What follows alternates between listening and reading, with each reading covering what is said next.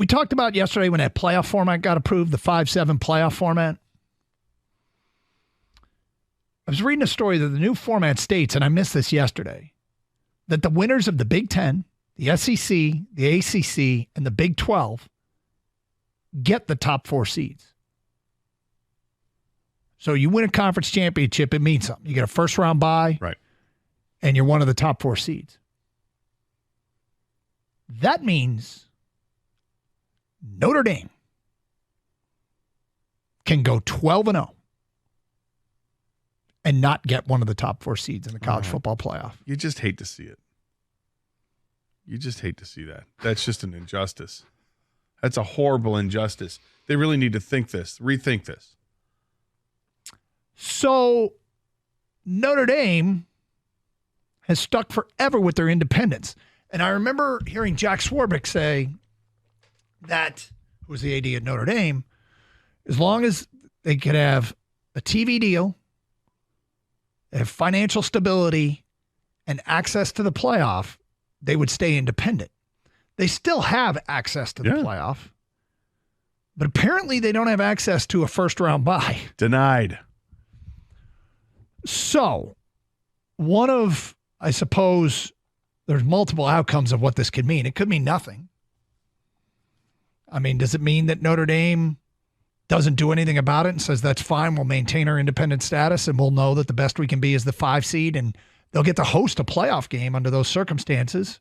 I suspect Notre Dame will try to finagle a way where maybe they cozy up to the ACC again, find a way where they can keep their national TV deal, but join a conference for football just for the purpose of trying to qualify of being the conference champion. So the ACC, who is right now feels like on somewhat thin ice, given Florida State's want to bolt, the ACC would probably accept almost any terms Notre Dame gave them just to land one of the college football marquee names in their conference, solidify their conference's standing, get Notre Dame, have more appeal, probably appease Florida State, who seems to be threatening to leave every 5 minutes. I mean, at this point, given Big Ten expansion, does the Big Ten even want Notre Dame? I don't think they do at this point. I mean, it's the conference is already bursting at the seams. It's seriously too big. It's too much. Yeah. All this. But I don't know that there's a spot left for Notre Dame in the Big Ten, which, of course, for years made all the sense in the world, given its I get that for football, the independence thing is really big and really important to Notre Dame fans.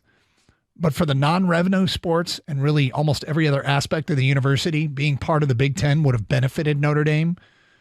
But I can have respect for tradition. I'm not mad at them, but they made their call. It feels to me like it's ACC or bust for them, or just they miss out on one of those top 4 buys and accept it. I mean, the one thing I do respect about Notre Dame is their scheduling. They've typically always scheduled tough. And looking ahead what they have next year, they start the season at Texas A&M. They play a game at Purdue. So now you got Big Ten involved. Louisville, Stanford, Georgia Tech.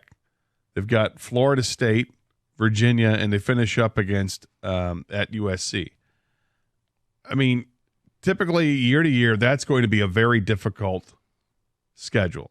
So I applaud them for that. And there'll be a time where if Notre Dame has one of their great seasons, let's say they go 12-0 with a tough schedule, and they can't get into the top 4, they'll be held to pay, and because they'll raise their voice and everything. And we'll see if the NCAA kowtows to it, or if they're going to stand strong with it. I don't know if it's going to force Notre Dame to join a conference, but I do think that they are going to try to find a way to maybe attach themselves like they've had before they've had a big ACC heavy conference. Yeah.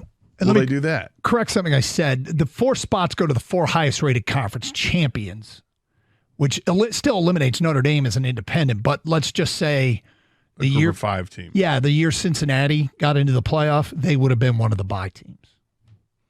But here's some trends in college football I don't think people will hate. More players staying, and Notre Dame kind of got screwed. Gator, I think this does force Notre Dame into a conference because this is a clear disadvantage. They've never been at a disadvantage from being independent before. Everything's been about them, right? They can do whatever they want to do, make more money. Now, going an undefeated season with a real tough schedule and not getting a bye, you're screwing yourself. Makes it harder to win a national championship. We've finally got to the point where they're going to be forced to join a conference. And it'd be hilarious if Big Ten finally says, no, not here. Yeah.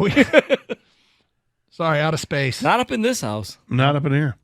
So if you're Notre Dame, where would you go? Would you go ACC? I go ACC. I might go Big 12.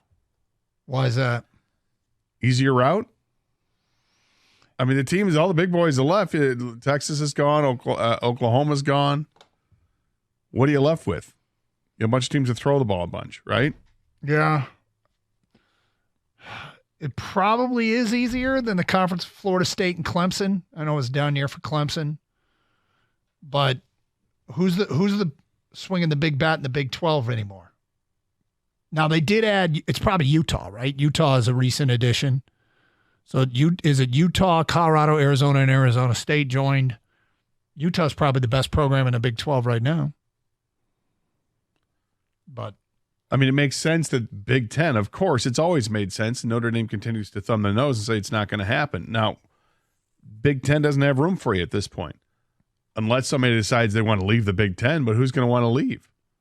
I don't know. I mean, the TV deal they have is phenomenal. That's why, if you're Maryland or Rutgers, you don't want to leave. You're getting paid.